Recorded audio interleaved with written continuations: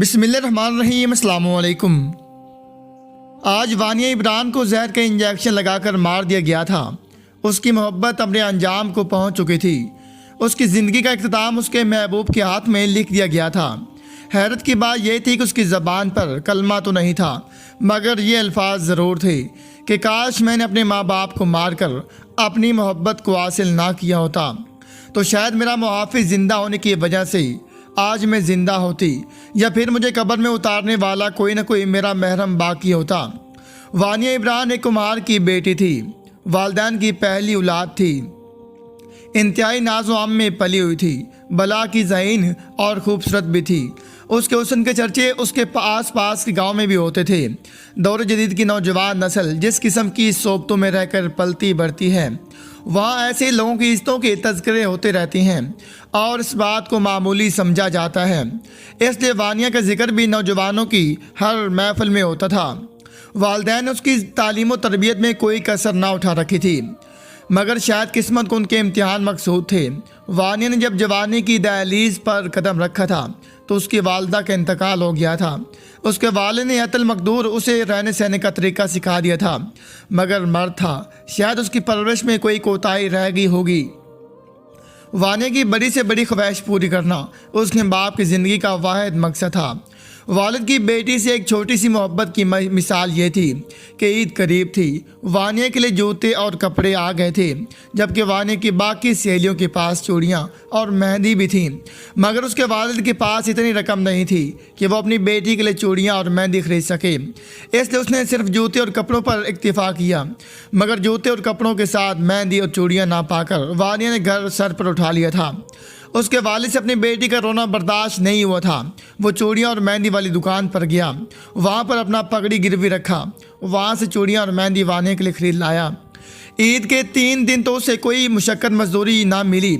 ईद के चौथे दिन उसको काम मिला तो उसने सारा दिन मजदूरी की और शाम को वो पैसे जाकर वानिया की मेहंदी और चूड़ी वाली दुकान को दिया और वहाँ से अपना पगड़ा वापस दिया।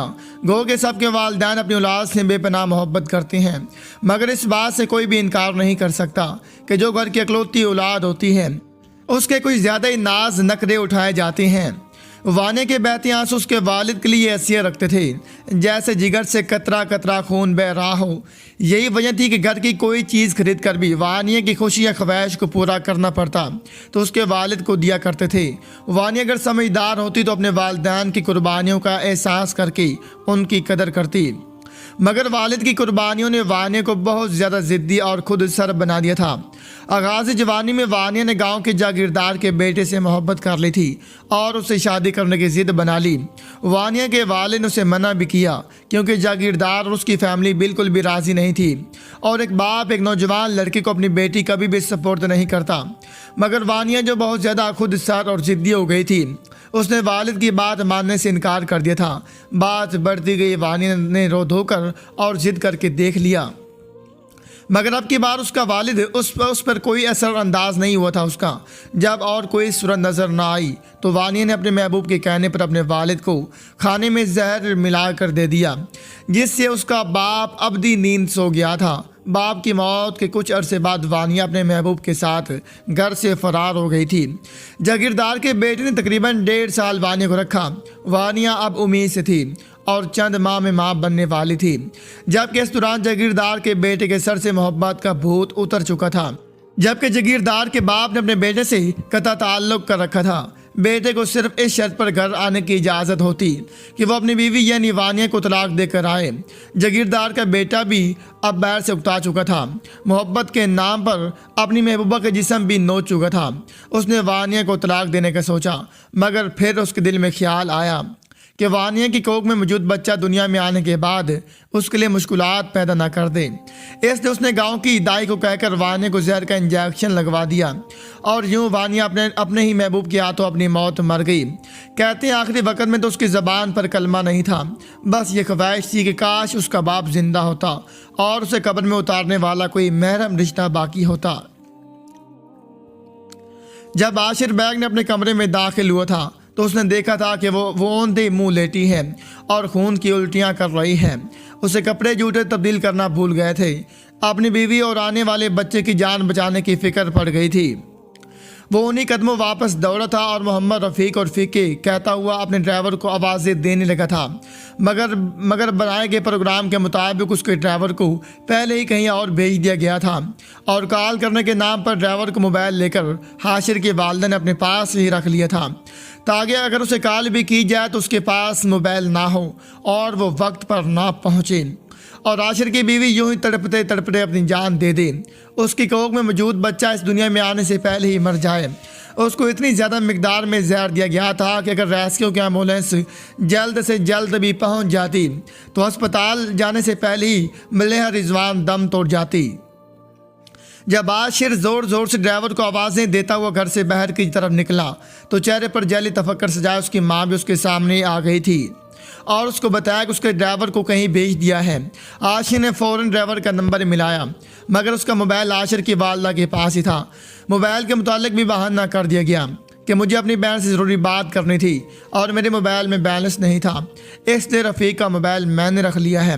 वो अपनी बेटी का सर गोद में रखे हुए प्यार से उसके बालों में हाथ फेर रही थी और उसे पुकारते हुए छोटे बच्चों की तरह समझा रही थी कि बेटा, शादी दो ख़ानदानों के आपस में जुड़ जाने का नाम होता है, लिहाजा शादी से पहले लड़के और लड़की की पूरी फैमिली का मुतमईन और राज़ी होना इंतहाई ज़रूरी होता है। शौहर कभी भी बीवी का पहरेदार और मुहाफ़िज़ बनकर हमेशा उसके साथ साय की मानद नहीं रह सकता। बीवी को हर हाल में शौहर के वालिदैन और बहन भाइयों के साथ गुजारा करना ही पड़ता है। अगर पहले दिन सास ससुर की अनाओं को रोन कर उनसे बैर लगाकर उन्हीं के घर में बसने की कोशिश की जाए तो ये हरकत आबील मुझे मार के मुस्ताक कहलाती है।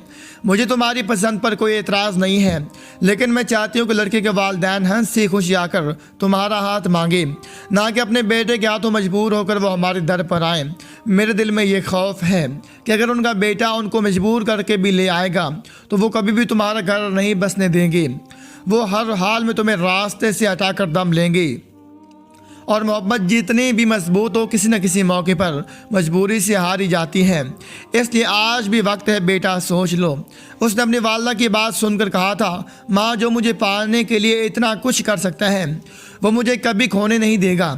मुझे अपनी मोहब्बत पर इतना यकीन है कि अगर उसके वालिदैन मुझसे दुश्मनी पर भी उतर आएंगे तो भी वो मेरे साथ मिलकर वालिदैन को अपना दुश्मन तसव्वुर करेगा। लाख दलीलों के बाद भी उसकी माँ को उसको वो अपनी माँ को कायल नहीं कर पाई थी और उसकी ज़िद के आगे हार मान ली थी। हाशिर अपने वालिदैन के हमरा मलेहा के घर में मौजूद था और वो लोग आज मलेहा का हाथ मांगने के लिए आए हुए थे। उसके वालिदैन का चेहरा बता रहा था कि वो इस रिश्ते से राज़ी बिल्कुल भी नहीं है।